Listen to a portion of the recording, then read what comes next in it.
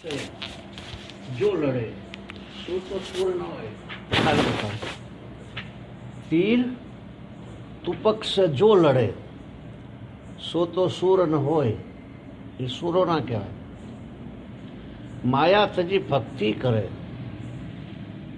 સુર કહાવે સોઈ. માયા તજી ભક્તિ કરે. પેલે તીર તુપક્ષ જો લડે, તીર અને બંદૂકની ગોળીઓ તોપ, તીર અને તોપથી જે લડે સો તો સુર ન હોય, એ સુરો ના કહેવાય. માયા તજી ભક્તિ કરે સુર કહાવે સોઈ, એ સુર કહેવાય.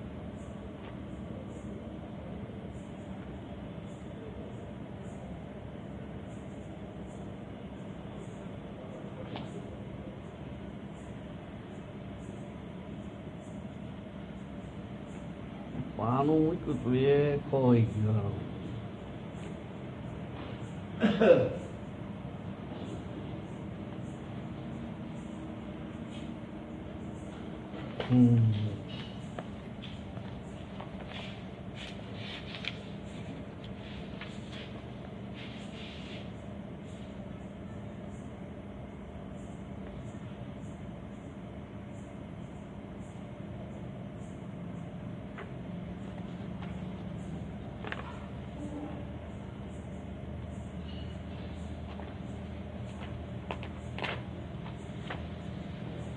અત્યારે નાવા જેવો ભાઈ ટાઢો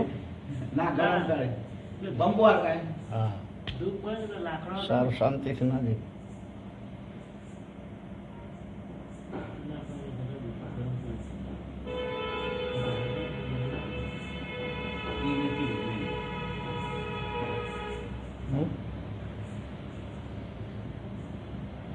જે રૂટ લે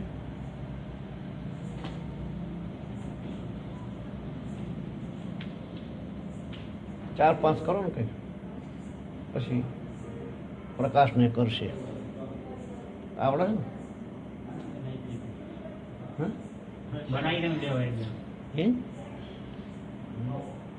જે લાંબી ગોળ ને એવી એ થાય. હા, એક પેલા આમ કરી પછી વાટકો ને કાપી નાખો.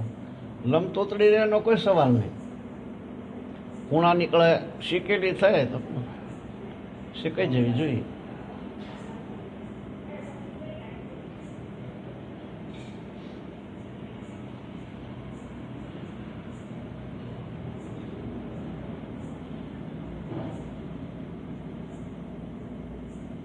પછી છે ને આને આપણે પહેલેથી જ પછી લઈશું આખું બધા ભજન.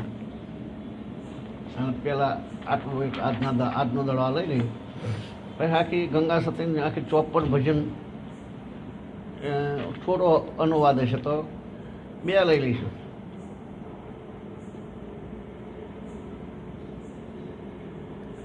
સંગત્યું કરો તો તમે એવાની રે કરજો.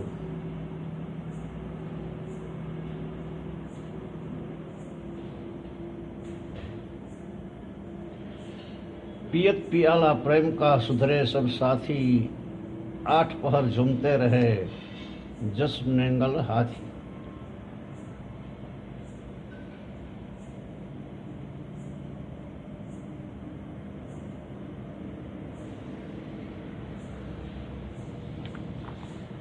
સાધુ સાહેબ એમના ધ્યાનનું સાંભળવું હતું. એ ધ્યાનમાં લાગે કે બાબુજી ભક્તિની જ વાત કરે છે. ભક્તિમાં રસ નથી એમ કહેતા હતા. અમને ભક્તિમાં રસ નથી એમ.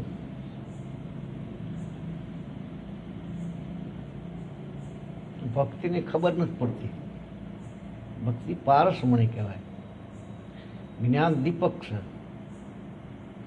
જ્ઞાન છે ને દીપક કહેવાય. દીપકને જો ઝરૂખાની કોઈ બારી ખોલી રહી જાય ને પવન આવે તો જ્ઞાન દીપક ઓલવી જાય. ઇન્દ્રિયોના ઝરૂખા ખુલ્લા હોય ને કોઈ પણ, એ ઝરૂખામાંથી પવન આવે માયાનો, જ્ઞાન દીપક ઓલવી જાય. સમજાય છે ને?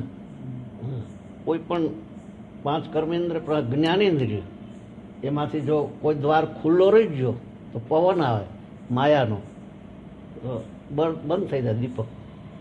પારસ મળીને ગમતા રખડતી મૂકી દો, બોલવાય જ નહીં. આ ઘરમાં રાખો તો ભલે, બહાર રાખો તો ભલે, પલો રાખો તો ભલે. ભક્તિ યાર, ભક્તિ જેવું કોઈ વસ્તુ નથી. જ્ઞાન એટલે લુખવું વસ્તુ.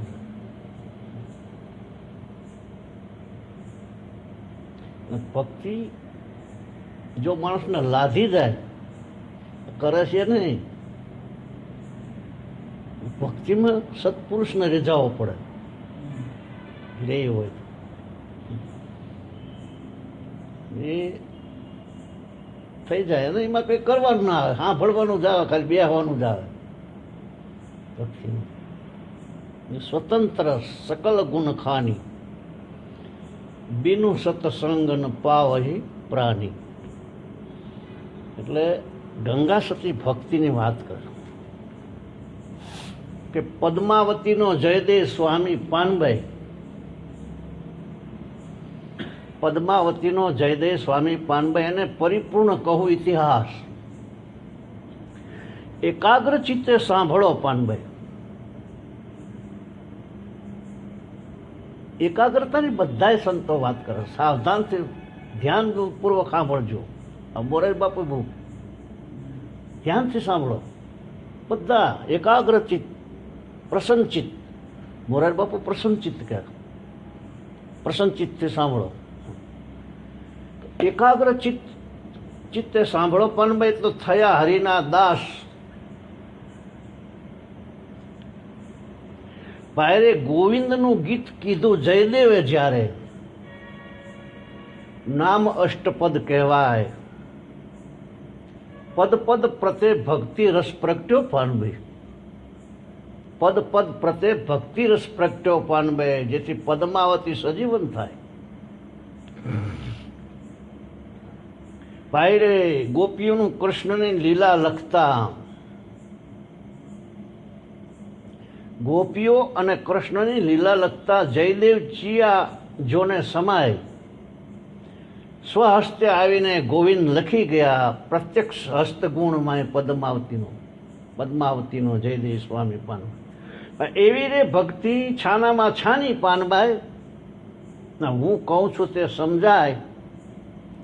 ગંગારે સત્ય એમ બોલ્યા તો જીવ મોટીને ગોવિંદ રૂપ થાય. ભગવાન થઈ જાય પછી શું વાંધો? જીવ મોટીને ગોવિંદ રૂપ થાય. પદ્માવતીનો જયદેવ સ્વામી પાનભાઈ. હવે પ્રસ્તુત ભજનમાં ગંગા સતી પાનભાઈ ને સતી પદ્માવતી અને તેના કશું વાંધો નહીં, જતું રહે. ના મારી નહીં નાખે, ના મારી નાખે, પોટલા પાડી દે, પોટલા પાડી દે. પ્રસ્તુત ભજનમાં ગંગા સતી પાનભાઈને સતી પદ્માવતી અને તેના પતિ ભક્ત જયદેવનો પૂર્ણ ઇતિહાસ કહે છે. આ તો સમજાણું. પદ્માવતી અને તેના પતિ ભક્ત જયદેવનો પૂર્ણ ઇતિહાસ કે છે. એ હરિભક્તની વાત એકાગ્ર ચિત્તને સાંભળવું નું પણ સૂચન કરે છે. એકાગ્ર ચિત્તથી સાંભળો એમ ગંગા સતી પાનભાઈને કહે. ભક્ત જયદેવે ગીત ગોવિંદની રચના કરી, જેમાં 12 સર્ગ છે. દરેક સર્ગમાં શરૂઆતમાં શ્લોક અને પછી ગીત એ ક્રમમાં આવે છે. દરેક સ્વર્ગમાં અલગ અલગ રાગ, તાલમાં અષ્ટપદીનું ગીત, એક કે એકથી વધારે આવે છે. 12 સ્વર્ગમાં 24 અષ્ટપદી છે. કદાચ તેથી જ ગોવિંદને અષ્ટપદી પણ કહેવામાં આવે છે. એના એક એક પદમાં ભક્તિ રસ નિત્રે છે. ભક્તિ રસ જ્ઞાનની પેલી હોય ને ભક્તિમાં બોળે નહીં ને રસમાં તો નહીં મજા આવે. કોઈ પણ જ્ઞાનની વાત ભક્તિમાં રસમાં બોળે તો જ સારી લાગે. ભક્તિનો રસ આવે પછી ખબર પડે.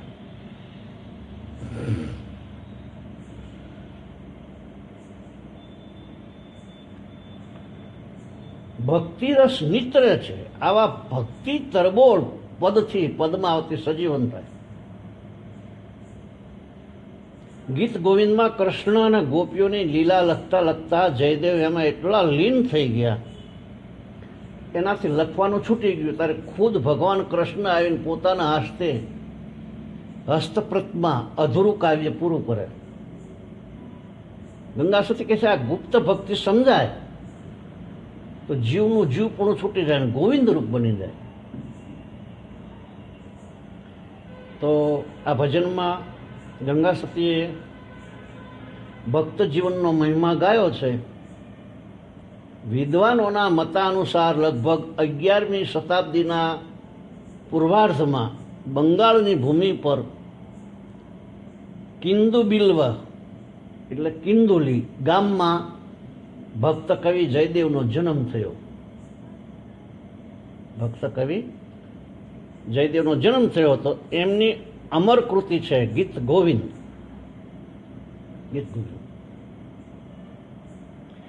ભક્ત જયદેવ અને તેની સતી સ્ત્રી પદ્માવતીના જીવન આસપાસ એક ચમત્કારિક કથા વણાયેલી છે. બ્રાહ્મણ જ્ઞાતિમાં જન્મેલ જયદેવ કિશોરાવસ્થામાં જ માતા પિતાની છત્રછાયા ગુમાવે છે. પરંતુ આટલી નાની વયમાં જ માતા પિતાની કૃષ્ણ ભક્તિની છાપ તેના પર અંકિત થઈ હતી. જે સંસ્કારો માતા પિતાનું સુખ ગુમાવ્યા પછી નિરાધાર અવસ્થા જયદેવને માટે આધાર બને છે. બચપણમાં માતા પિતાએ વાવેલ ભક્તિનું બીજ અંકુર બનીને પ્રગટ થાય છે અને એ જ એના જીવનમાં ફૂલે ફાલે. એમના જીવનનો ઇતિહાસ કોઈ પણ સાધકના માટે પ્રેરણારૂપ છે. માતા પિતાના મૃત્યુ પછી એકલવાયા બનેલ જયદેવ ગોવિંદનું ભજન કીર્તન ગાવા મસ્ત બની દિવસ રાત મંદિરમાં પડ્યા રહે. તેમના આવા જીવનનો લાભ ઉઠાવી કુટુંબીઓ વારસામાં મળેલું મકાન પણ કુટુંબી લોકોએ પચાવી પાડ્યું.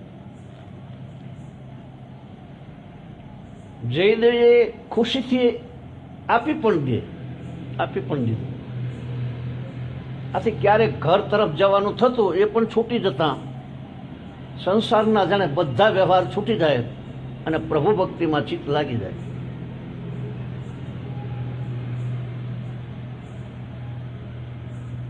સંસારના બધા વ્યવહાર છૂટી જાય, પ્રભુ ભક્તિમાં ચિત્ત લાગી જાય. ક્યાંક એકાંતમાં જતો રહે ને માણસ અને લીન બની જાય. લીન કોઈ જરૂર નથી સંસારની. કોઈ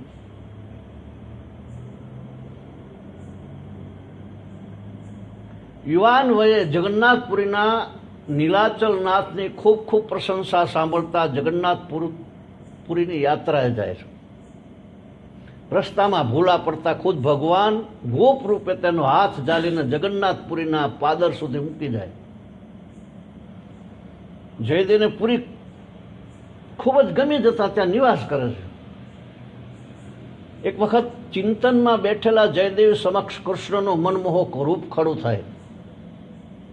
જે સુંદર રૂપનું ફરી ફરી દર્શન કરવા વિહોળ બને છે અને એ વિહોળતામાંથી જન્મે છે ગીત ગોવિંદ.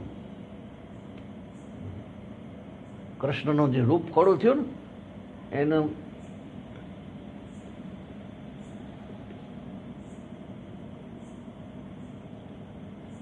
મય મઢી લે અંદર. સીતાજી જાય છે ને, તારા રામને જોયા પછી જલ્દી પાછા નથી વળતા. પછી ગોપી કે એક સખી કે સખી કે સીતા હાલ હવે કાલે આવશું પાછા. પણ પેલાના બાને કોઈ ઝાડના બાને કોઈ કરીને આમ જોયા કરે.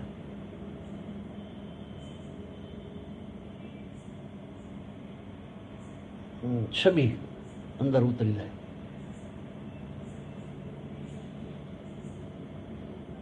જગન્નાથપુરીમાં એક બ્રાહ્મણને ઈશ્વર કૃપાથી પુત્રી સંતાન પ્રાપ્ત થાય છે. તે પુત્રી 12 વર્ષની થતાં ભગવાને સ્વપ્નમાં આવીને બ્રાહ્મણને આદેશ આપ્યો કે પુરીમાં વૃક્ષોની નીચે વસતા જયદેવને તારી પુત્રી પરણાવજે. ભગવાનના આદેશ પ્રમાણે બ્રાહ્મણ જયદેવને શોધી અને પોતાની સ્વપ્નની વાત કરી. જયદેવની કોઈ જાતની આનાકાની કે વાત સાંભળ્યા વગર પુત્રી પદ્માવતીને સોંપીને ચાલી નીકળ્યા. પદ્માવતી ખૂબ સુશીલ સંસ્કાર સંપન્ન હતી. તે જયદેવની ભક્તિમાં બાધારૂપ ન બનતા તેને સાથ આપે છે. અત્યંત પ્રેમપૂર્વક તેની સેવા કરે. બંને ફરી પાછા પોતાના મૂળ ગામમાં આવીને પાછા વસે છે. થોડા વર્ષ પછી ખરી યાત્રાએ નીકળે છે. ત્યારે તેમના ગીત ગોવિંદનો પ્રચાર ઘણો થઈ ચૂક્યો. ગીત ગોવિંદ રસ્તો જતા એક રાજ્યમાં તેની ખૂબ આગતા સ્વાગતા કરવામાં આવે છે.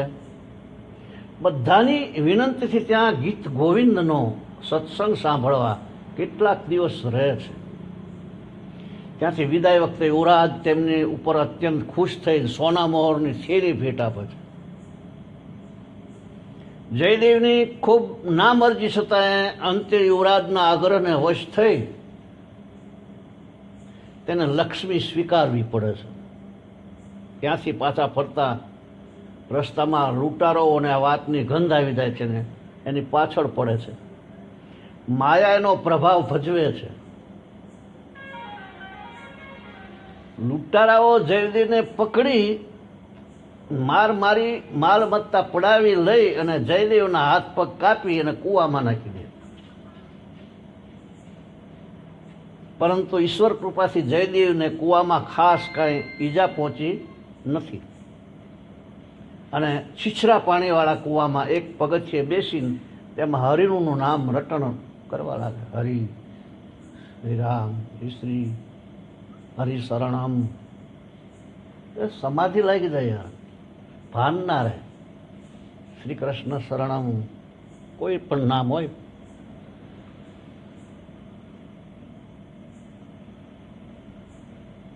તેને પોતાની ભૂલ સમજાય છે કે બીજાના આગ્રહને વશ થઈને પણ માયાને ગ્રહણ કરવાનું આ ફળ છે. માયા માર ખવડાવે. બીજાના આગ્રહને વશ થઈને લીધું ને. આ સમય દરમિયાન ત્યાંથી ગૌર નરેશ લક્ષ્મણ સેના પોતાના માણસો સાથે ત્યાંથી પસાર થાય છે. અવાવરું કૂવામાં હરિના નામના રટણનો અવાજ આવતા ત્યાં ઊભા રહીને તપાસ કરાવે છે.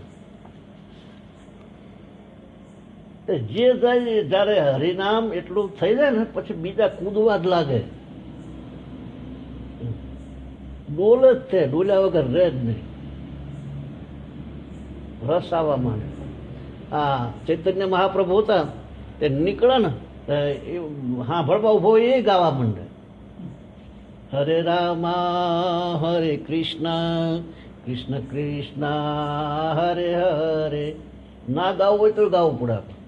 આપણે જાણતા ના હોય ને તો મય થનગનાટ થાય. એવું એવું પ્યારું નામ પ્રભુનું.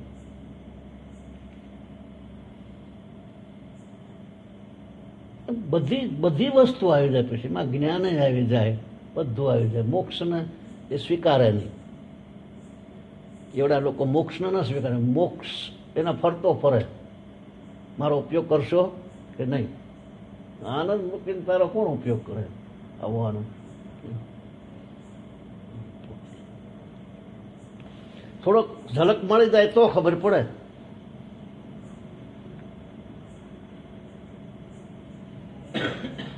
ભજન કરે ભગવાનનું.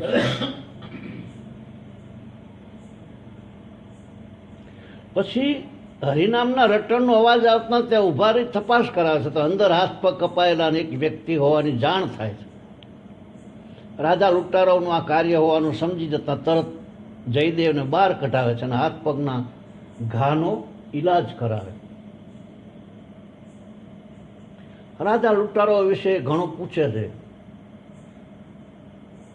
પરંતુ તેની કોઈ માહિતી ન આપતા કહે છે કે મારા તો કોઈ શત્રુ છે જ નહીં.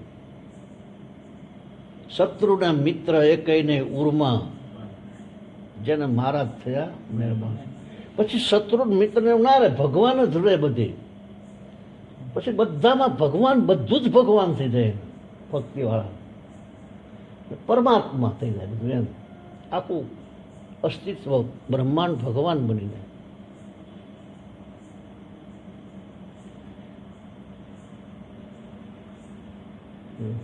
અત્યારે ભગવાન છે જ તે, પણ માનતા નથી ને. આપણે કંઈક તમે ભગવાન છો ત્યારે કે ના હું તો ફલાણાનો છોકરો છું, એવું કે નહીં. હું તો આ ગામનો છું કે, એટલે એ ગામનો વ્યવહારિક વાત છે. મૂળ તો ભગવાન છું તો માને ઓલું કાંઈ જ ના કરતા તરત ભગવાન થઈ જાય. જે અહીંનો બની ગયો છે ને એ ભગવાનનો બની જાય એટલે તરત ભગવાન થઈ જાય. આમાં પહેલી વાત ના કરી.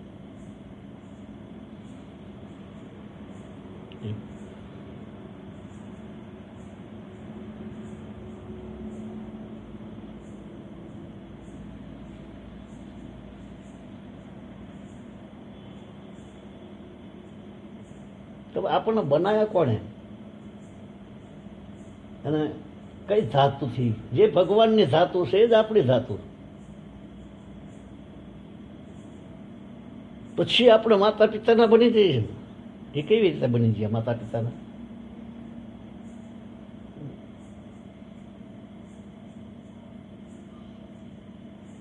માતા પિતાના કેવી રીતે બન્યા? એ ગોતી પાડો, ગોતી પાડો. ભગવાન ના થઈ જવાય. માતા પિતા ભગવાન ના. આખો ખાંડનો હાથી હોય તેમાં પૂંછડું ખાંડનું જ હોય ને. આખો ખાંડનો હાથી, ખાંડનો આખો હાથી, તો એના કાન શીના? ખાંડના જ હોય. એમાં આખું અસ્તિત્વ બ્રહ્માંડ આખું ભગવાન જ છે, પરમાત્મામય. પરમાત્મા જ છે, બીજું કંઈ છે નહીં એમ. પણ બીજા અધ્યાસમાં પડી જાય છે ને, ભગવાનને ભૂલી માયામાં પડી જાય. માયામાં પકડે છે. માયા બે પ્રકારની, વિદ્યા અને અવિદ્યા. એ અવિદ્યા છે, આમાં ઢળી જાય. વિદ્યા ઓલી બાજુ લઈ જાય. સમજાય ને?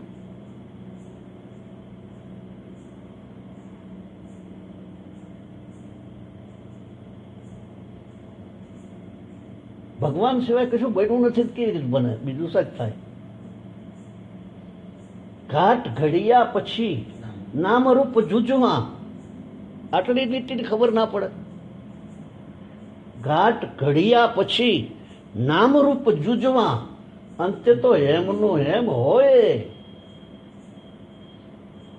અંતે તો હોવાનું જ છે ને. ઘાટ ઘડ્યા એટલે નામ જુદું પડ્યું, કે વીટી, ચેન, નેકલેસ કે દોરો કે જે કંઈ ઝાંઝરી જે કોઈ, અંતે હેમનો હેમ હોય. તો આપણા જે આ ઘાટ છે એ ઘડ્યા પછી નામરૂપ જુદવા, પણ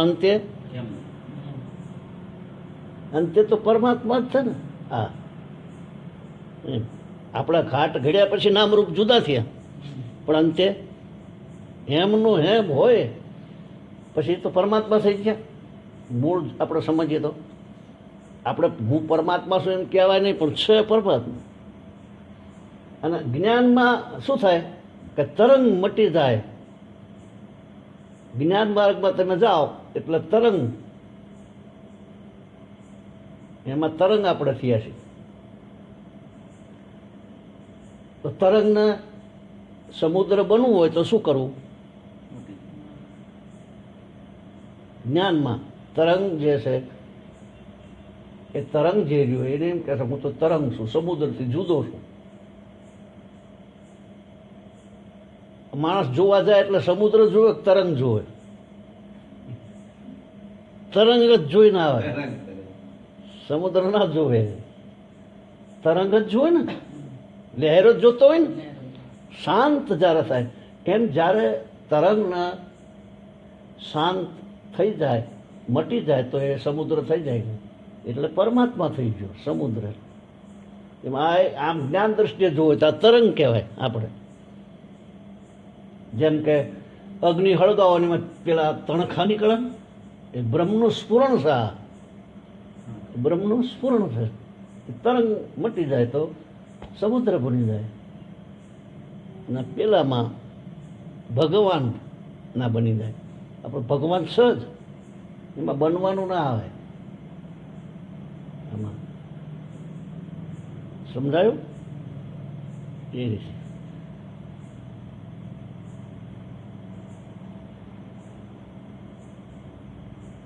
અમથો નામ પડ્યો એટલે અમથો થઈ ગયો, બસ વાંધો અહીં પડી ગયો કે તું તો અમથો છું, કે હા હું અમથો આજથી. આવડે એમને મદાલ છે, એના 4 છોકરાઓને પરમહંસ બનાવી દીધા. આમ ખોળામાં ધવારા તો એમ કે નિરંજનો હસી, શુદ્ધો હસી, બુદ્ધો હસી, તું પરમાત્મા છું, તું આત્મા છું, તું પરમહંસ છું. બીજી વાત જ ના અડવા દીધી. પછી પેલું પોઈઝન માં રેડે,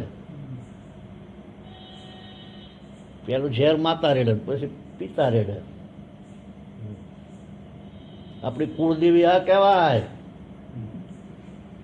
પછી નિવેદ લીધા ને કે એમ કરીને ઠોકી બિહાર બધું, પછી તો આળા ભૂત જેવા થઈ જાય. ધીરે ધીરે પછી જેમ નીચા ઉતરતા જાય, સંગ છૂટી જાય છે ને, પૂર્વનું બધું ભૂલી જાય. થોડું ઘણું કંઈક સાંભળ્યું હોય સત્સંગ, બધું જતું રહેશે. અને આ લોકો એટલા બધા મેં અંદર પાડી દેશે અને એટલું બધું અંધારું કરી નાખે છે, એ બધું ભૂલાઈ દેશે. માતાજી ખોટા નહીં, પણ આ જે લોકો જે માનસ એ ખોટું, એમની માન્યતા ખોટી છે. આ જ શક્તિ જે રહી, શક્તિ વગર ભક્તિમાં જવાતું જ નથી. ભક્તિમાં શક્તિ જોઈ તો જ પેલાને મળે, પેલાને તત્વને મળાય. શક્તિ વગર ના જવાય. એટલે આ નહીં, આ લોકો જે કહે છે નહીં, અને માન્યતાઓ જે આના આ સડાવવાનું, નાના આ સડાવવાનું, આ બાકડા ખાવા, સણાના ઓલા ઠોઠા ખાય ને, આ ખાય ને તે ખાય ને, નિવેદનું છે. કોને સડાઈ દીધા? ક્યાંથી આવી ગયું? એવું ના હોય. એક માન્યતા હોય કે ભાઈ આમને આ બહુ ભાવે, જેમ કે મોરારી બાપુ ભજીયા પ્રિય, હે ભજીયા બહુ પ્રિય. એટલે પ્રિય એટલે કંઈ ખાખાત કરતા છે એવું નહીં, પણ મને આ ગમે એમ એવું લોકોને પછી સોટાડી બે બધા ભજીયા પ્રિય, ભજીયા પ્રિય. પછી કે ભજીયાનું નિવેદ સડાવો કે આવો એમને હોક વરા થાય, પછી ભજીયાનું નિવેદ ચાલુ થઈ જાય. આવું અમને એમને સહી રીતે પ્રિય હતા તે કોઈ પૂછે, પછી ભજીયાનું નિવેદે ખાય. આવું થાય. અંધશ્રદ્ધા લાંબા સમય. એને સિંગ ખાવા જોઈએ. લોકો સિંગ આપે, બાપુને સિંગ આપો એટલે ખાય બેઠા બેઠા. અત્યારે ચાલતું હશે કેટલા વાગે જોવાનું એમ હે પપ્પો સર? હા બોલ. એટલે ના જોઈએ શું વાત ના આપી? ના તું કોકનું બીજાને સેટિંગ કર, તને ખબર પડે છે આવી. ચાલુ રાખ પકાન. આ પકાન કે ગમે તેને લઈ આવો. આવું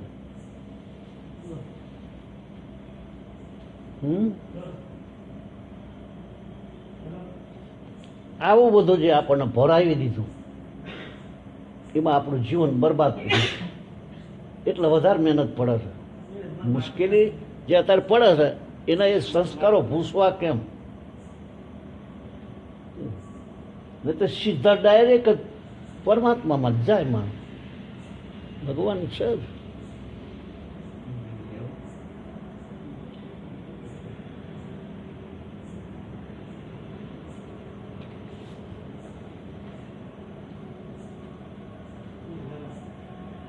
એટલે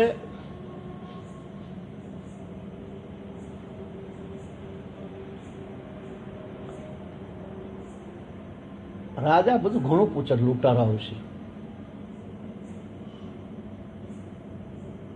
કહેતા નથી મારે કોઈ શત્રુ નથી, મારે કોઈ મિત્ર નથી, મારી ભૂલનું ફળ છે. ભગવાન કોઈક સજ્જનને પણ નિમિત્ત બનાવીને કસોટી કરે, કસોટી તો થાય જ છે દરેકની. આમ જયદેવના સંત ચરિત્રનો ખ્યાલ આવતા રાજા એમના પર ખુશ થઈને તેમને મુખ્યમંત્રી બનાવે. પદ્માવતીને પણ ત્યાં તેડાવી લે છે. અને લક્ષ્મીના એક વખતના અનુભવ પછી હવે જયદેવ માત્ર જીવન નિભાવવું પૂરતું જ ધન લે છે અને રાજ્યની સેવા કરે, જે મોદી કરે છે ને. સંતના સંગથી રાજાના વિચારમાં પણ પરિવર્તન આવે. જયદેવ મંત્રી બન્યા ને એટલે એના રાજાના વિચારોમાં પરિવર્તન આવે. અને જયદેવના સૂચનથી સંત સભા બોલાવે છે. અને આ સભામાં પેલા બંને લૂંટારાઓને પણ ધન મેળવવાની આશાથી સાધુનો વેશ ધરીને આવે છે ઓલા બે જણા. જયદેવ તેમને જોતા ઓળખી જાય છે કે આ મને માર્યો તે માણસો આવે.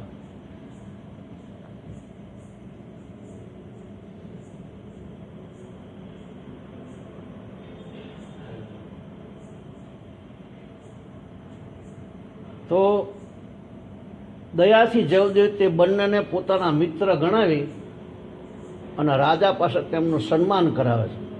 માર્યા હતા તોય હાથ પગ ભાગી નાખ્યા હતા ને. ખૂબ ધન અપાવે ને તેમને ઘર સુધી પહોંચાડવા માટે સૈનિકો પણ મોકલે છે. પરંતુ દુર્જન તેની દુર્જનતા છોડતો નથી. આ લૂંટારાઓ સૈનિકો સાથેની વાતચીતમાં જયદેવની ખૂબ નિંદા કરે છે ને કહે છે તે તો વિંધ્યાચળના રાજાના બે વફા અંગરક્ષક છે. રાજાની હત્યાનું કાવતરું કરતા પકડાઈ જતા રાજાએ તેમને મારી નાખવાનો હુકમ કર્યો હતો.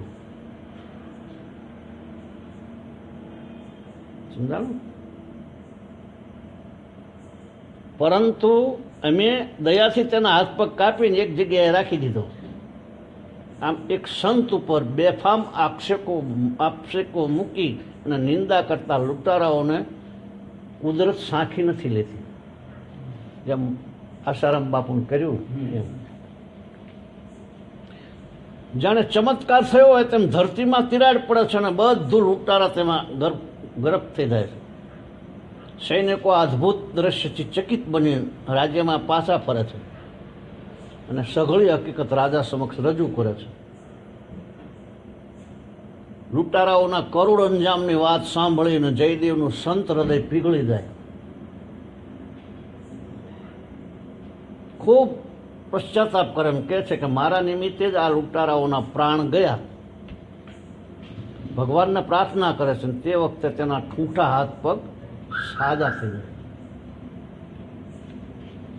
જયદેવ જેવા અનન્ય ભક્ત તેવી પદ્માવતી પણ પતિવ્રતા, તેમાં તેની પત્ની પણ પ્રભુ ભક્ત નારી હતા. પતિ અને પ્રભુની એકાગ્ર ચિત્ત સેવા કરતી. પતિ અને પ્રભુની એકાગ્ર ચિત્તે સેવા કરતી. સ્ત્રીઓ તેને માન અને આદરની દ્રષ્ટિએ જોતી અને તેમની પાસેથી કથા સત્સંગ સાંભળતી. રાણી સાથે પણ કેટલીક વખત સત્સંગ થતો. રાણી ઘમંડી હતી. એક વખત વાતચીતમાં રાણી કહે છે કે પતિના મૃત્યુ પછી સ્ત્રીનું જીવન નકામું હોય. સતી સ્ત્રી પતિના મૃત્યુ પાછળ ચિત્તા પર ચડી અને તેની સાથે આ સંસારમાંથી ચાલી નીકળે છે. પદ્માવતીને એમનો અભિપ્રાય પૂછતા કહે છે કે ચિત્તાએ ચડવું એ સામાન્ય છે, એ સતીનું લક્ષણ નથી. ઘણી સ્ત્રીઓને અનિચ્છાએ ચિત્તા પર ચડવું પડે છે ખોટું છે બધું. પતિના મૃત્યુના સમાચાર સાંભળતા પ્રાણ છૂટી જાય તે સતી છે. આ તો રાણીને ગમ્યું નહીં આ, પરંતુ તેણે પદ્માવતીની પરીક્ષા કરવાનું નક્કી કર્યું. એક વખતે રાજા અને જયદેવ બહાર ગયા હતા. ત્યાંથી નિર્ધારિત સમયે પાછા ન પડતા રાણી તકનો લાભ લે છે. પદ્માવતી પાસે જઈને ગંભીર મુખે સમાચાર આપે કે રાજા સાથે જંગલમાંથી પાછા પડતા જયદેવને હિંસક પશુએ મારી નાખ્યો. રાણીને મુખેથી આ સમાચાર સાંભળતા પદ્માવતી નિશ્ચેતન બની જમીન પર ઢળી પડે. રાણીને માટે આ ખતરો બની જાય. આવું હતા હા પાણીનું કન્ટિન્યુ હા. રાજાને અને જયદેવને આ સમાચાર કેવી રીતે આપવા એ વિચારીને તે મૂંઝાય છે. જ્યારે રાજા અને જયદેવ ઘેર પહોંચે ત્યારે એક દાસી પાસે જયદેવને પદ્માવતીના અવસાનના વિગતવાર સમાચાર મળે છે. જયદેવ જરા પણ ક્રોધિત કે ચંચળ થયા વગર રાણી પર ક્રોધિત થયેલ રાજાને પણ સાંત્વના આપે છે કે પોતાના મૃત્યુના અસત્ય સમાચાર સ્વર્ગ પાર પદ્માવતીને પહોંચાડવા પ્રભુને પ્રાર્થના કરે છે. ગીત ગોવિંદ ગાય છે પ્રેમ અને ભક્તિથી તરબોળ. એની પ્રાર્થનાના એક એક પદથી પદ્માવતીના શરીરમાં ચેતન આવતું જાય. આ બાજુ પૂર્ણ એકાગ્ર બની જયદેવ પ્રાર્થના કરે છે અને બીજી બાજુ પદ્માવતી જાણે ઊંઘમાંથી ઉઠી હોય તેમ બેઠી થાય. ભક્ત જયદેવના નામનો જયઘોષ થાય છે. તેની અનન્ય ભક્તિથી સુવાસ ચારે તરફ પસરી ઉઠે છે. પરંતુ આ પ્રસંગ પછી જયદેવનું મન રાજ્યમાંથી ઉઠી જાય છે. રાજસ પ્રકૃતિ તેને ભાવ ભજવા વિના રહેતી જ નથી. તેથી તેનાથી તદ્દન અલિપ્ત રહેવું સારું એમ લાગતા રાજા પાસે જયદેવ વિદાય માગે. જયદેવ પ્રત્યેના અત્યંત પ્રેમના કારણે રાજા તેને છોડવા તૈયાર નથી. રાણીનું કૃત્ય યાદ આવતા શર્મિંદા બની જાય રાજા પાસે અને અનિચ્છાએ પણ જયદેવની વાત સ્વીકારી તેને વિદાય આપવી પડે છે. ત્યાંથી નીકળી જયદેવ અને પદ્માવતી ફરી પાછા પોતાના ગામ તરફ પાછા ફરી અને ગોવિંદ ભક્તિમાં મસ્ત બની રહે છે. જળને ચેતન કરે ભક્તિ.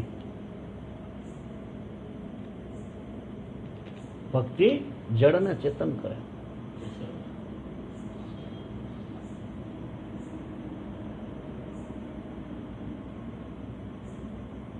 જ્ઞાન ન કરી શકે.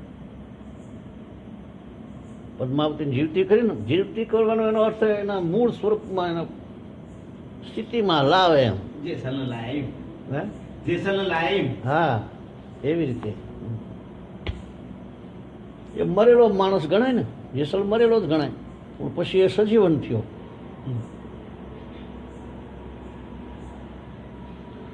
ગોવિંદ ભક્તિમાં મસ્ત બની રહે. ગીત ગોવિંદનું અધૂરું રહેલું કાર્ય ફરી પાછું શરૂ કરે છે.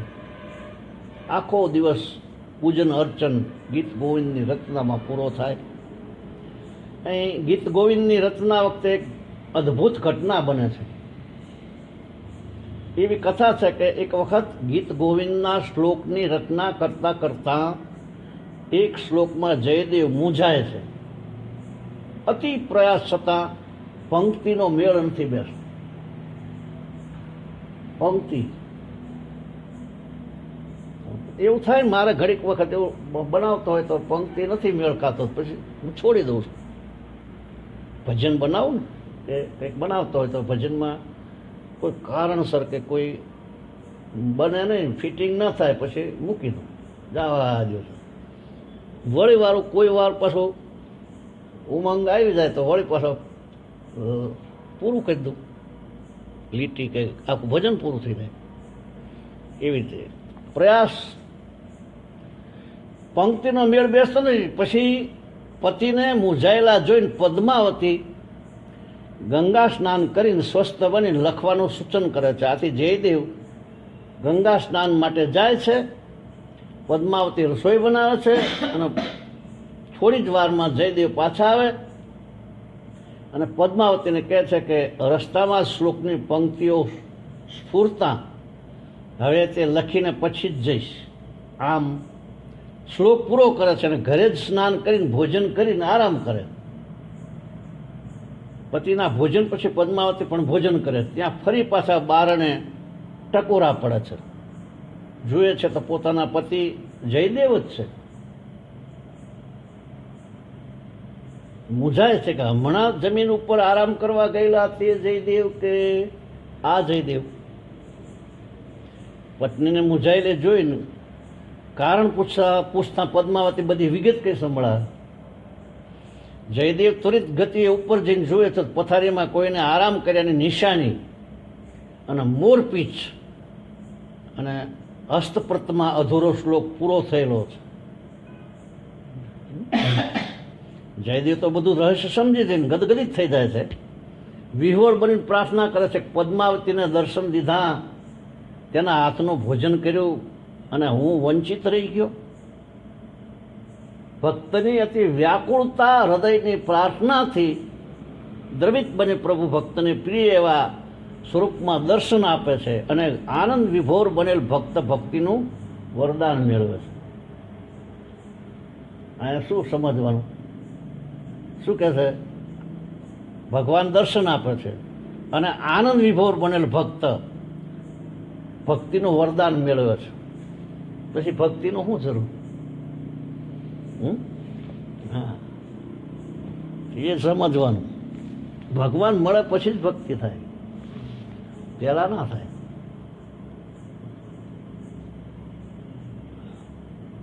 ભગવાન મળે પછી ભક્તિ થાય.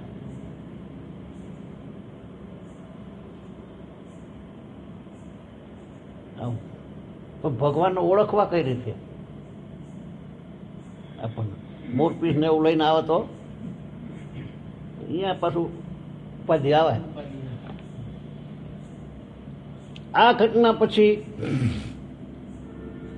ગીત ગોવિંદનું કાર્ય બહુ ઝડપથી આગળ વધે છે. પ્રભુના સ્વહસ્તે લખાયેલ શ્લોકથી પ્રભુની પ્રસાદી રૂપા અમર મહાકાવ્ય જ્યારે પૂરું થાય ત્યારે જયદેવના આનંદની કોઈ સીમા નથી રહેતી. હવે તે હંમેશા ગીત ગોવિંદ ગાય, પ્રભુ ચરણમાં પ્રભુના સ્મરણમાં લીન બનીને દિવસો વિતાવે છે. એક વખત વૃદ્ધાવસ્થામાં ફરી જયદેવને શ્રી કૃષ્ણનું દિવ્ય દર્શન થતાં વૃંદાવન જવાની ઈચ્છા થાય છે. બંને પતિ પત્ની વૃંદાવન જાય છે અને કદમ વૃક્ષની નીચે કૃષ્ણની બાળ લીલાઓને રોજ રોજ સાકાર કરી આનંદમાં તરબોળ રહે અને ગીત ગોવિંદ ગાય. બધા ઝાડવા છે ને જે ઋષિ મુનિઓ છે હા વૃંદાવન, અને ગોપીઓ છે ને રૂચા રૂપા ગોપીઓ છે. વેદની રૂચાઓ જે હતી ને, એક ગોપી ઋષિ રૂપા ગોપી છે. કોણને ખબર પડે? ઋષિ રૂપી ગોપી. ઋષિઓ જે હતા ને ગોપીઓ બન્યા આનંદ માટે કૃષ્ણ સાથે. એક રૂચા, વેદની રૂચા રૂપી ગોપી, એક ઋષિ રૂપી ગોપી. જે અમુક આવે બન્યા, અમુક ઝાડ બન્યા, અમુક માટી, ત્યાંની કણ કણ જ્યાં સત્પુરુષ રહેતો હોય, રાલ્યો હોય,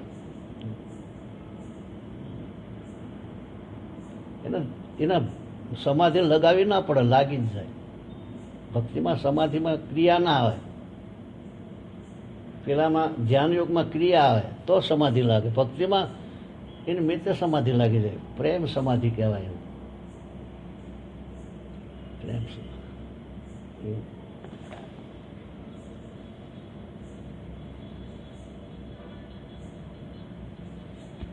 તો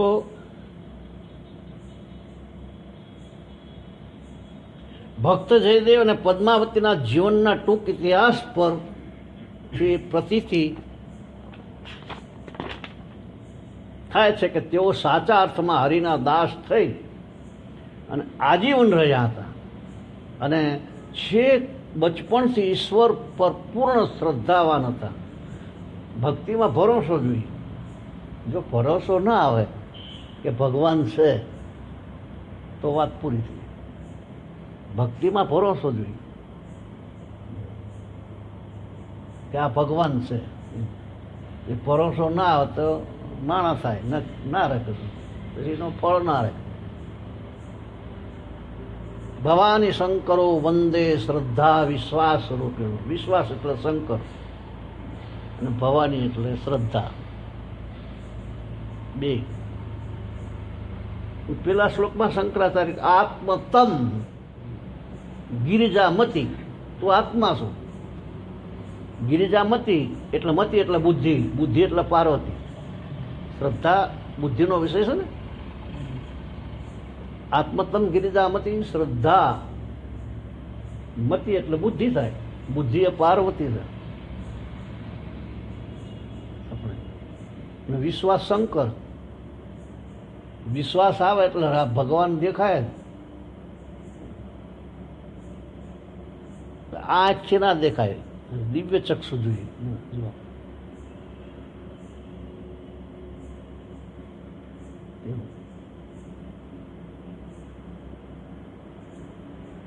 ભગવાન જ છે ને. પછી બધું બધા માણસ બધું કરે છે ને, ફઈને ફૂવાન પછી કરે છે ને. પહેલાં તો અવતાર પ્રગટ થાય ત્યારે ભગવાન જ આવે. એમને ત્યાં ખબર હોય છે ભગવાન જ્યારે પધારે છે ત્યારે એમને ત્યાં ખબર હોય છે કે આ મારી મમ્મી છે, આવું કશું હોય છે. મસ્તીમાં જ હોય છે ને.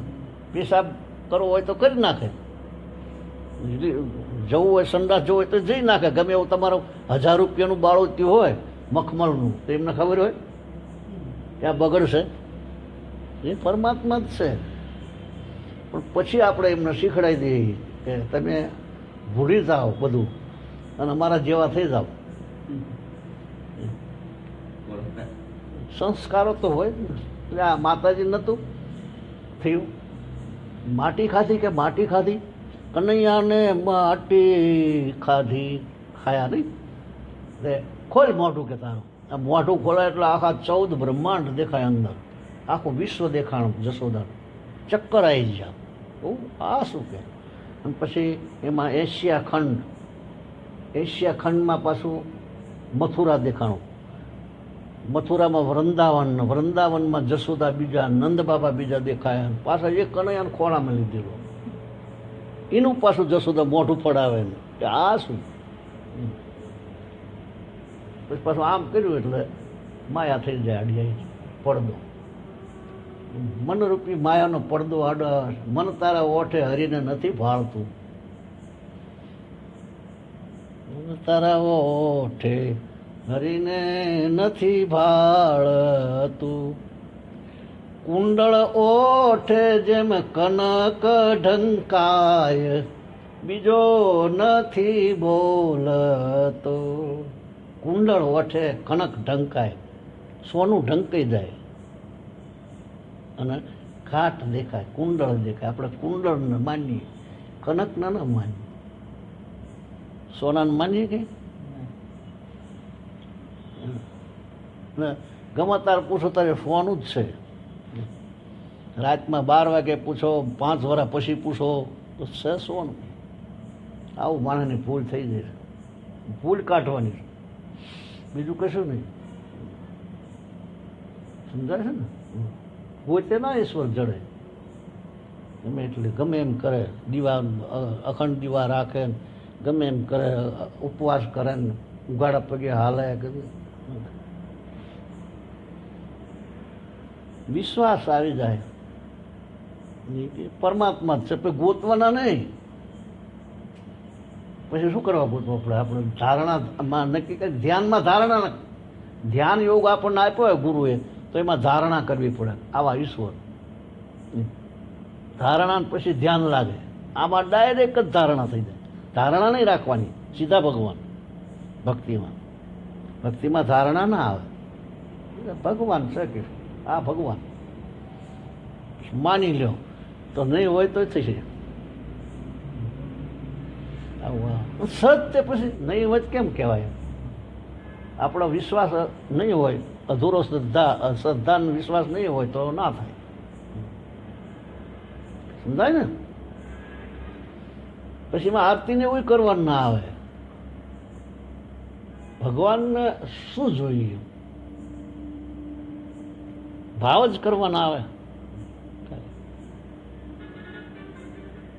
તમે અહીંયા આવો, ઘૂઘરું વાગે છે કે પગ ઘૂઘરું બાંધ મીરા નાચી, ઘૂઘરું વાગવું જોઈએ. ગમે તો આપણું જ્યાં આપણી માન્યતા, જેમાં શ્રદ્ધા હોય, વિશ્વાસ જેમાં, એમાં ઘૂઘરું વાગે તો કામ. એ ભગવાન નથી માનતા માણસ. માણસ બીજું માને, અને ભગવાન ક્યાંકથી આવશે અને પછી મળશે એવી માન્યતાઓ.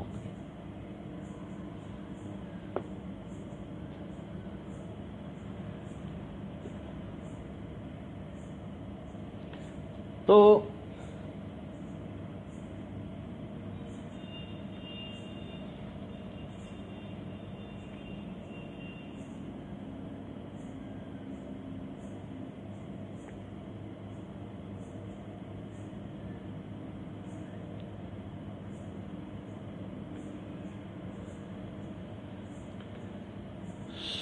શ્રદ્ધાવાન જગતની સ્થૂળ વસ્તુઓ કરતાં તેમણે જગદીશ્વરને હંમેશા પોતાના જીવનમાં પ્રથમ સ્થાન આપ્યું. જગતની સ્થૂળ વસ્તુઓ કરતાં તેમણે જગદીશ્વરને જે હંમેશા પોતાના જીવનમાં પ્રથમ સ્થાન આપ્યું. બોલવામાં હરિના દાસ અને વ્યવહારમાં જગતના દાસ, એવું એમનું જીવન ન હતું. એમનું ચિત્ત જગતમાં નહીં પરંતુ જગતપતિમાં લીન રહેતું. તમે સેવા કરો તો જગતપતિ તરીકે કરવાની કે આપણે કે કોઈ વ્યક્તિ તરીકે કરવાની? આપણે કાંઈ પણ કરીએ, પાણીનો પાલો ભરી આપીએ તો જગતપતિ તરીકે આપણે કરીએ કે વ્યક્તિ તરીકે? વ્યક્તિ તરીકે કરો તો મન બગડે. વ્યક્તિ તરીકે કરો તો દ્વેષ થશે કોઈ વખત. વ્યક્તિ તરીકે કરશો તો રાગય આવશે. વ્યક્તિ તરીકે કરશો તો ઈર્ષા આવશે. ઊભી થાય, એનો નિયમ જ છે. વ્યક્તિ તરીકે કરો એટલે ઈર્ષા ઊભી થયા વગર રહે જ નહીં. ઈર્ષાનો નિયમ છે. ઈર્ષા પરમાત્મા તરીકે કરો તો નહીં આવે. દ્વેષ નહીં આવે, રાગ નહીં આવે. પણ એવું ભાગ્ય ક્યાંથી હોય કે આપણે પરમાત્મા તરીકે સેવા કરી શકીએ? કોઈ નહીં. વિષ થાય, ઈર્ષા થઈ જાય, મન બગડી જાય, માન્ય નહીં. આપણું ધાર્યું કરી, આપણું મન આપણું ધાર્યું કરાવે. આપણું મન છે ને એ કોઈમાં સોટ્યું હોય એટલે પછી આપણે એને બીજું કંઈક કહો તો એનું મન પેલામાં બગડે, ઉખાડવું પડે ને. એટલે થાય ને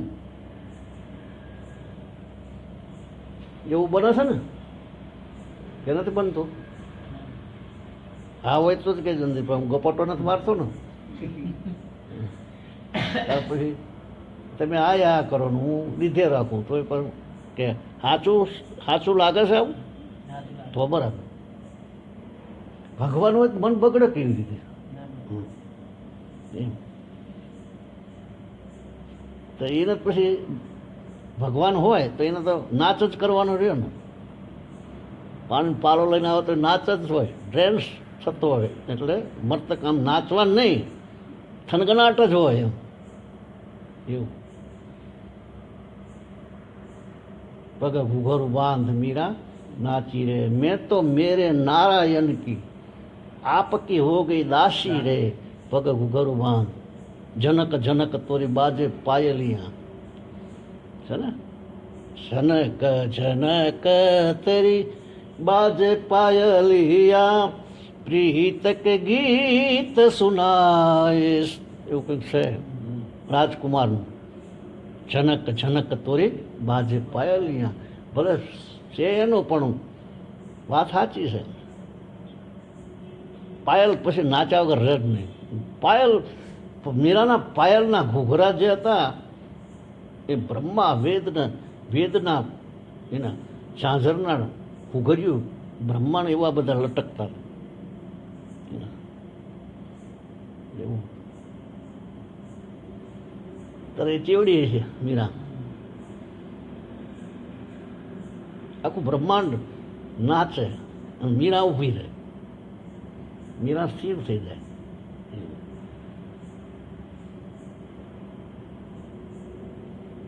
બહુ મજા આવે ભક્તિ.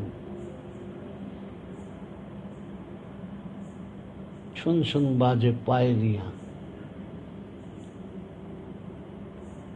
આખું આત્મા નર્તક છે. નર્તક.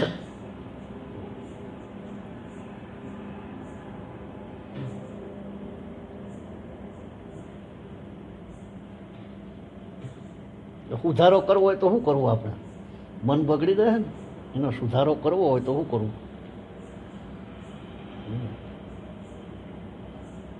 ભગવાન જ માનવા પડે ને. ભગવાન માનવામાં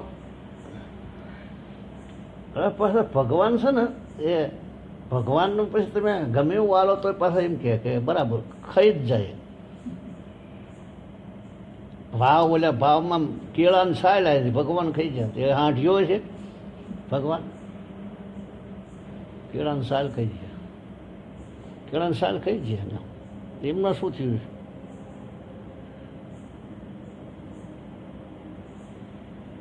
કેવી રીતે થયું છે? એને ભાન ના થયું, ઓલાને ભાન ના થયું.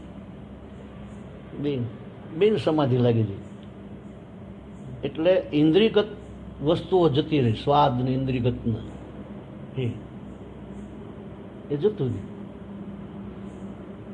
પ્રેમમાં પછી ખબર ના રહે. ઝેરનું અમૃત થઈ જાય.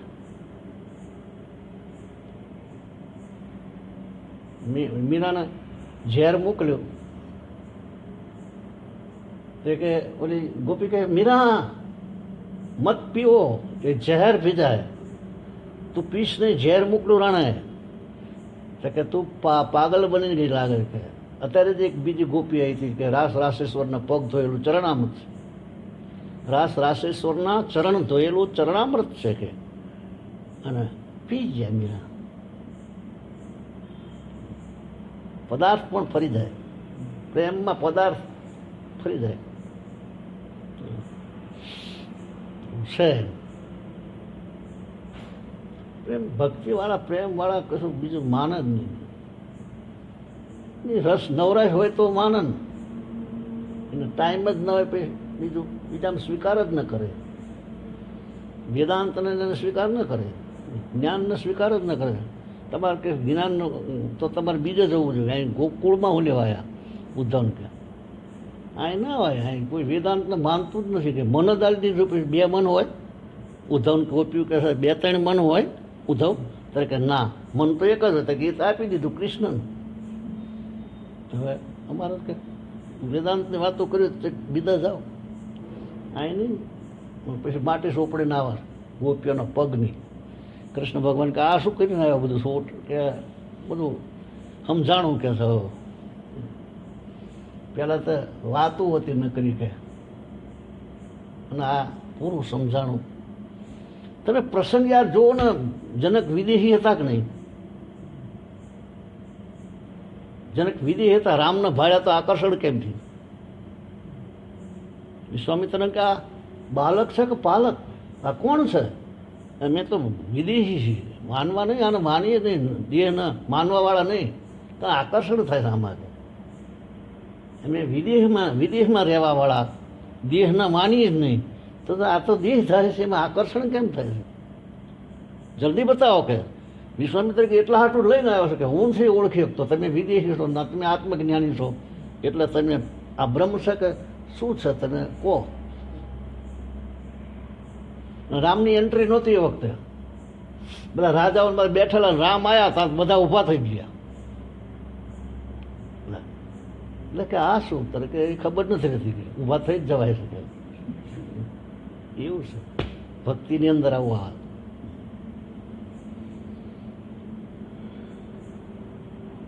વાયદાની વાત નથી આવતી ભક્તિમાં. એમનું ચિત્ત જગતમાં નહીં પરંતુ જગતપતિમાં લીન રહેતું. પ્રભુ સાથે આ પ્રમાણે સંપૂર્ણ એકતાર્થ થયા વગર પ્રભુ પણ સ્વહસ્તે શ્લોક લખવા ન પધારે અને હૃદયની પ્રાર્થના વગર પદ્માવતી સજીવન ન થાય. કાવ્ય કે પ્રાર્થના જેટલી હૃદયના ઊંડાણમાંથી પ્રગટ થાય તેટલી જ તે સામી વ્યક્તિના હૃદયને પણ ઊંડાણથી સ્પર્શે. આ ગહનતા ચિત્તની એકાગ્રતા અને પ્રભુને પ્રત્યેના પૂર્ણ ભાવ વગર ન આવી શકે. સમજાયું? આટલું સમજવા જેવું છે.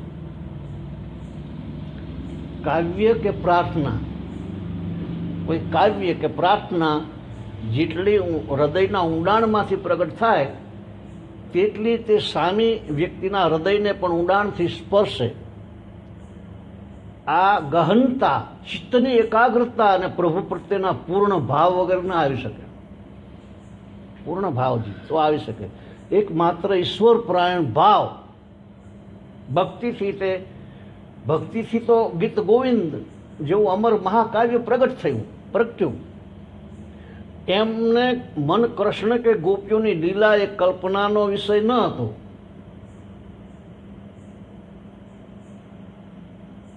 એમને મન કૃષ્ણ કે ગોપીઓની લીલા એ કલ્પનાનો વિષય ન હતો. એ તો પોતાના અંતરમાં એનો અપરોક્ષ અનુભવ કરતા હતા. કારણ કે એક પંક્તિમાં ગંગા સતી લખે છે કે ભાઈ રે ગોપીઓને કૃષ્ણની લીલા લખતા જયદેવ રિયા જોને સમાય. જયદેવ રિયા જોને સમાય. કૃષ્ણને ગોપીઓને લીલા લખતા એ એમાં એટલા લીન બની ગયા કે પોતાના શરીરનું ભાન ભૂલી ગયા. ભક્ત નરસિંહ મહેતા પણ રાસ લીલા જોતા જોતા આમ ભાન ભૂલી ગયા હતા. બીજા કેટલાક ભક્તોના જીવનમાં પણ આવી સ્થિતિ જોવા મળે છે દ્રષ્ટાંતો. પરંતુ આનું રહસ્ય ગંગા સતી અંતિમ પંક્તિમાં સમજાવતા કહે છે કે આ છાનામાં છાની ભક્તિ કરો પતાળ અને સુગંધી જાય આકાશ. છાનામાં છાની ભક્તિ એટલે કે ગુપ્ત ભક્તિ છે. બાહ્ય પ્રગટ ભક્તિ તો સરળતાથી સમજાય. તમે દીવો બોલો, અગરબત્તી કરો, આરતી કરો, બીજું કરો તો બધું સમજાય ને થોડી જીવનમાં પણ ઉતરે છે. પરંતુ વાસ્તવિક ભક્તિ તો જે ગંગા સતી કહે છે તે ગુપ્ત ભક્તિ છે. આ ભક્તિને સમજનારા અને સમજાવનારા પણ ગુપ્ત જ હોય છે. અને વળી આ ભક્તિ સમજાવનાર મળે તો પણ તે બધાથી સમજી શકાય તેમ નથી. જીવનમાં ઉતારવી મુશ્કેલ બને છે. જો કે અતિ સરળ છે છતાં અતિ મુશ્કેલ પણ છે. સમર્થ સ્વામી રામદાસજી, કવિરાજ ગોપીનાથ પણ આને સરળ છતાં કઠિન ભક્તિ કહે છે. જેમ કશું કરવા કરતાં કશું ન કરવું વધારે કઠિન છે. કશું જ કરવા કરતાં કશું જ ન કરવું વધારે કઠિન. કેવું છે કરવું અથવા ન કરવું એના અહીં કોઈ પણ બાહ્ય ક્રિયા સાથે સંબંધ નથી. ગુપ્ત ભક્તિનું જેના જીવનમાં અવતરણ થયું તેઓ બાહ્ય રીતે કોઈ પણ પ્રકારનું કાર્ય કરતા હોય, રાજ્ય વહીવટ ચલાવે, ધંધો ચલાવે કે માંસ મદિરાની દુકાન પણ હોય, છતાં તેનું કાર્ય તેને તેમના માર્ગમાં બાધારૂપ નથી બનતું.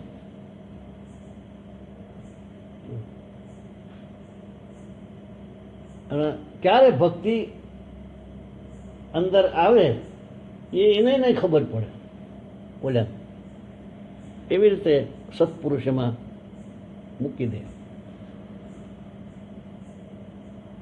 આ ભક્તિનું જે ખરેખર આચરણ કરે છે તેનો આ અહમ ભાવ વિચલિત થતો જાય છે.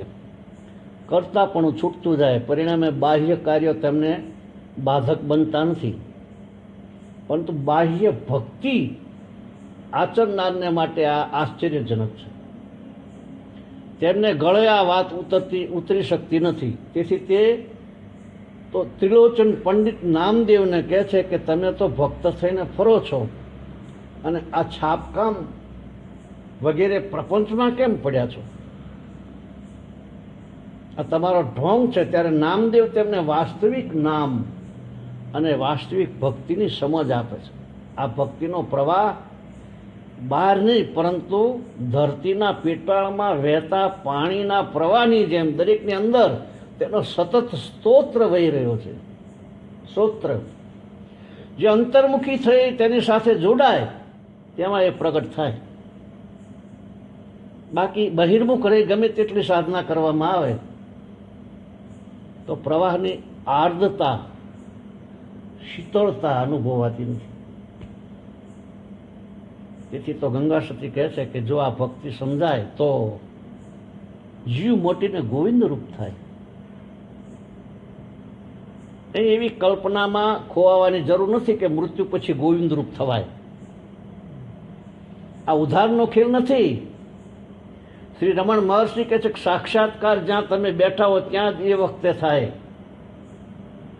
તેઓ શબ્દો વાપરે છે યહાં ઓર અભી, એટલે એનો અર્થ એ થયો કે મૃત્યુ પછી ગોવિંદરૂપ થવાની વાત જ નથી.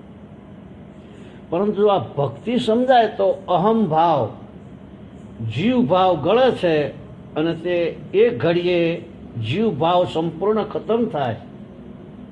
તે જ ઘડીએ શિવત્વ જે અંદર ઢંકાયેલ તે પ્રગટ થાય. આને રખ્યા છે ને એ ખરી આમ કરવાની કરીને રખ્યા કાઢી નાખો એટલે અંગારો પછી હોય જ નહીં. રખ્યા એટલે દેહ ભાવ, માન બધા ભાવ. એટલે ખોટાવરો હોય ને ઉપર આમ આમ કરો એટલે અંગારો તરત નીકળે. એવી રીતે જીવ ભાવ ગળે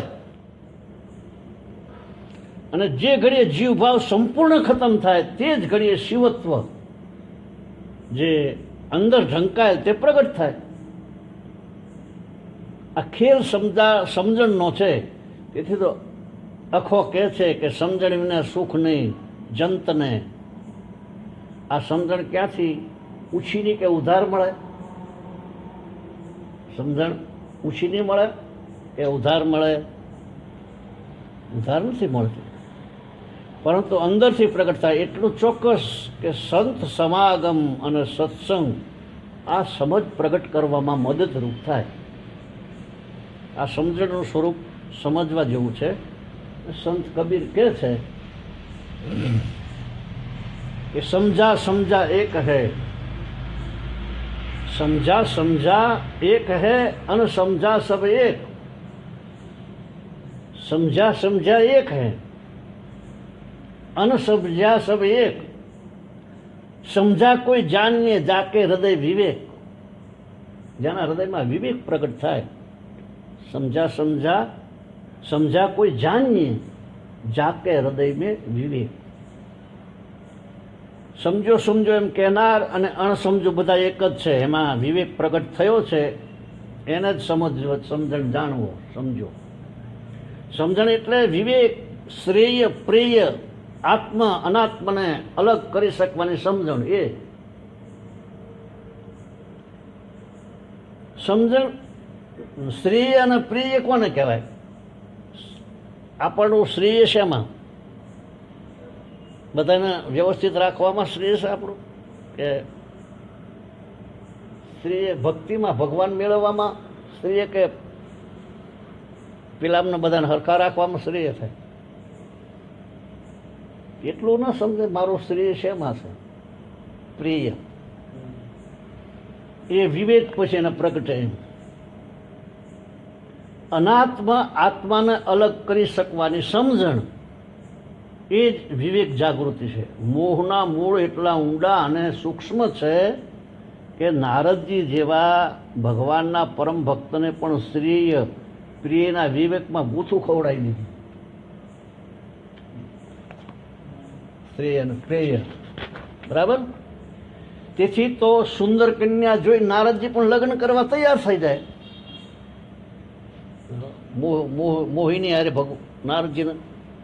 હવે એને ખબર ય ના પડી કે આ ઘડીકમાં નગર બને, ઈંટું ને એવું લાવવી પડે, સિમેન્ટ લાવવી પડે, સાથે આખું નગર બને. વિશ્વ મોહિની નારદજી આવતા હોય છે ને શિવલોકમાંથી, અરે વિષ્ણુ લોકમાંથી, તો એ રસ્તામાં જોવે છે તો ઓહો આવડું મોટું નગર હમણાં નહોતું ને અત્યારે થઈ ગયું.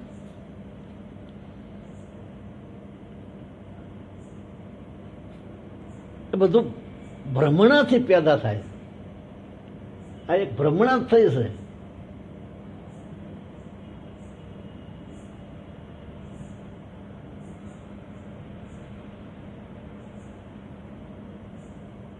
ભ્રાંતિ પેદા થઈ. એટલે કે પંચભૂતનું છે બધું. એ આપણે ચા આપણું ઘર ને ચા આપણું ગામ, પછી કૂતરા થાય પછી ગામનું કે અમારું ગામ છે એવું હવાનું જ થાય ને. કૂતરા થઈ જાય પછી આપણે એવડે કે અમારું ગામ છે, પછી હવાનું ભાવ જ કરવાનું. લે એમને ત્યાં ગામ હોય તમે બીજે મૂક્યા બીજે થાય. ક્યાંથી આવી ગયું? હા, વિવેક નહીં માણસનો. વિવેક માણસમાં જાગૃત થાય, સમજણ આવી જાય પોતાના.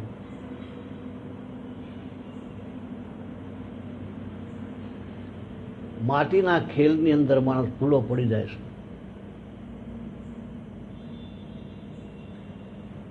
એક જ ટ્રેક્ટર માટી મગાવીને તમે બધું બનાવો, એમાં અલગ અલગ બધું લાગે કે નહીં? એ જ માટીનું ઘર બનાવો, એ જ માટીમાં થોડાક રહે ને પેલા રહે ને બધા રહેતા હોય અલગ અલગ, તો કેવું થાય? હોય એક બધું એવું. એટલે નારદજી વિવેક ચૂકી જાય છે ને ભૂલી જ જાય છે ને તેના માટે શું શ્રેય છે? એ તો ભગવાન અતિ કૃપાળુ છે કે તેને શ્રાપ માથે વળી લઈને નારદજીને બચાવી દીધા. સદગુરુ ભગવાન કી જય. એટલે